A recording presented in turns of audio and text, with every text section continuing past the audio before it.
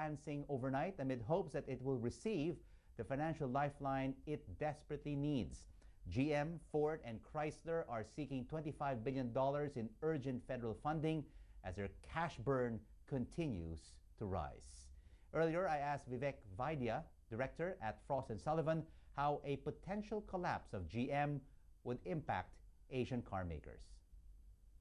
Prima facie, it looks like a good news, but it's not, because they have stakes in US markets, and 75% of their auto part makers also supply to GM, and 100% of their customers exist in US. So there will be a chain reaction.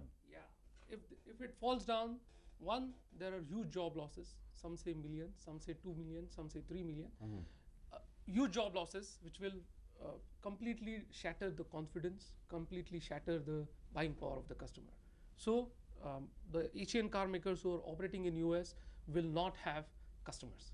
Given this current scenario in the US auto industry, it should not only be General Motors that should be bailed out, but there should be a revival of the whole US auto sector.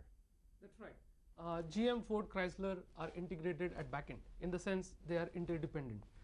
You cannot save one at the cost of another. So if it has to happen, it has to happen for all three, because their auto parts industries, the suppliers are same. If it fails for one, it fails for other. So it has to be an industry-wide revival rather than a company-specific revival.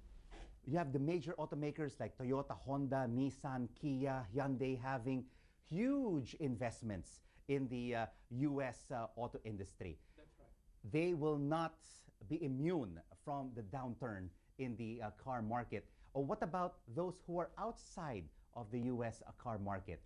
Will they benefit? Theoretically, yes. If someone has deep pockets, someone doesn't have any stakes in US markets, and then if something like this happens, if something goes belly up, then they have easy pickings. Then there are lots of factories there. There are lots of automakers there. There are a lot of auto part makers there. And who would be these outsiders that could potentially benefit?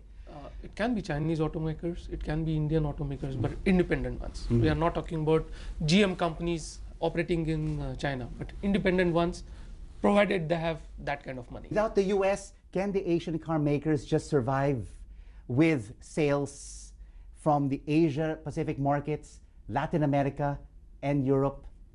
Just to put things in perspective, North American markets are about 30% of the world. So if there is a big downfall there, then the investments, the auto parts, the factories are tuned to churning out those many number of vehicles. And if something happens to 30% of the market, then it's very difficult to, for the industry and other players. Given this current environment, Vivek, could car prices still come down from current levels? It's difficult because see, the margins of the car companies is not high. Toyota, which is the most profit-making company, has a net margin of 7%. So the downside is, it's not as if they are making tons of money in terms of percentage. So I don't see any downside for car prices unless there is a big downturn in metal prices or things like that. Vivek Vaidya from Frost & Sullivan. Meanwhile, the